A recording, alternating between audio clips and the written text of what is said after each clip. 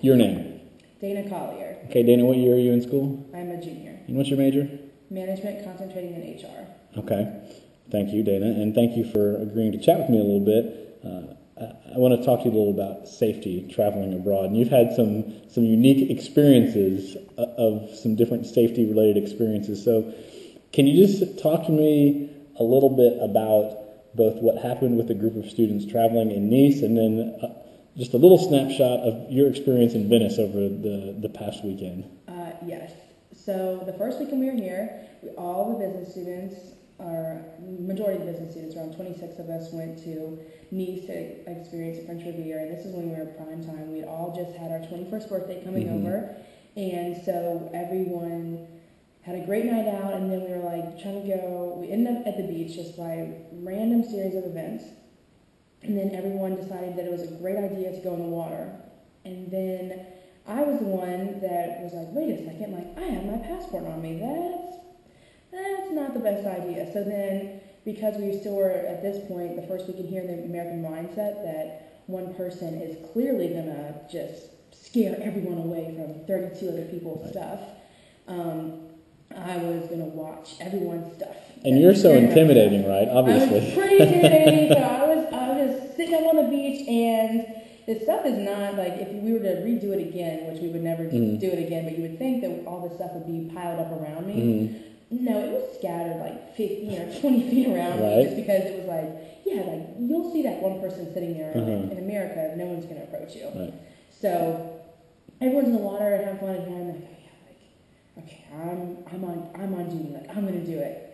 And then, so I'm kind of at the edge, and everyone's stuff is towards my left, and then out of nowhere, this one guy comes up to me, and then is on my right, so he turns me to my right, so now I'm not in the visual, can't see any of the stuff that I'm watching, and he speaks to me in French, like, do you have a light or something? And then I was like, I don't know, I don't understand, and he keeps asking me, and in multiple ways, and a little bit long, and then within 50 seconds, finally gets across, like, no, we don't smoke, we don't have any type of cigarettes or anything, and he finally leaves.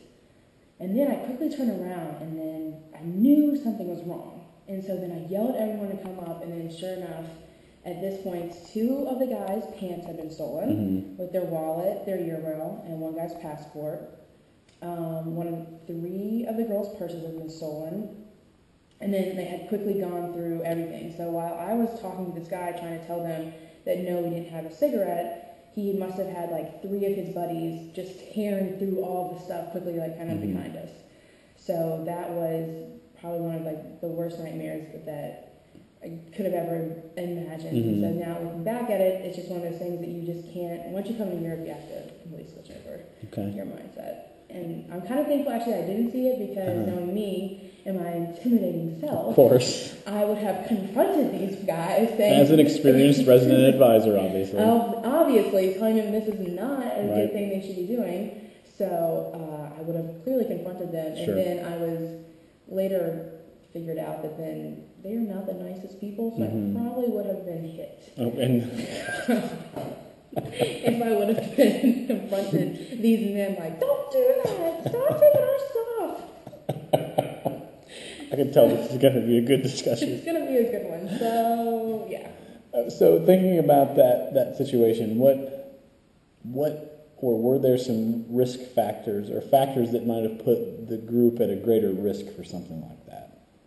We were traveling in such a huge group. We were a herd. So even if we were speaking French and we're just kind of being average, when you're traveling with 28 people, like no matter when you pass by, people are going to notice you. And then the fact that no matter where we go as Americans, we are always the loudest people every single place we go. So here we are, everyone is just drunk, so everyone's yelling. And this is right, we're in the Blacksburg mindset. That the drunker you get, the louder you need to be. You need to yell to get someone's attention. But in Europe, no one's like that. So we're the only people that are yelling. So I'm pretty for sure they heard us from 2 blocks away, like walking up, and they were like, I'm sure they're posting up like, oh yeah, we know what's happening. We're gonna get a nice little payday. Yeah, they were probably like waiting for us to get in the water, like just waiting. And then this like one stupid girl was like, oh please, like that's gonna work. The gypsies were thinking that, of course. But it's definitely a risk factor you could have just taken. We just were not thinking about Right. things like that. The fact that we are louder, traveling such a huge group, and that it's not going to happen to me. Right. But it's just like everything happens. Right. It's not going to happen to me in Europe. Like there's no Uh-huh. way, but it does. It happens all the time to people that you don't think it's going to. And a little bit too, having people's stuff scattered all over the beach, having one person watch it, those things certainly didn't help the situation either. Once the people would have identified you guys as a target, if you will. Yeah.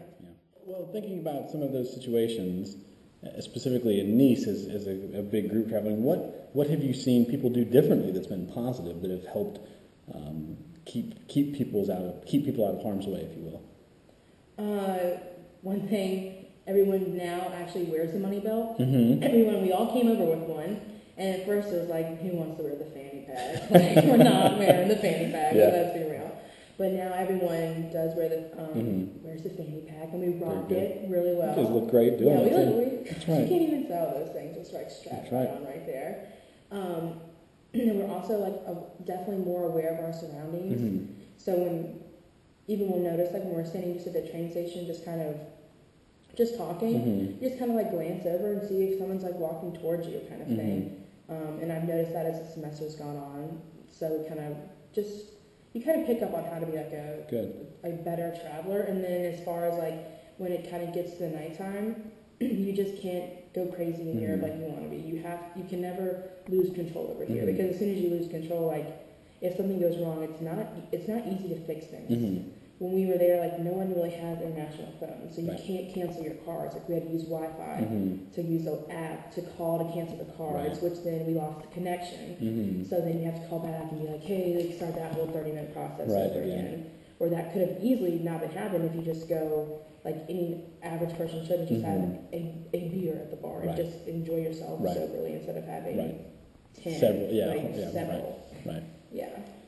Okay, well, that's a positive thing that people have obviously learned and gotten better at this as they've gone. So just to kind of wrap up, what safety recommendations would you offer to students traveling abroad? I would just say, just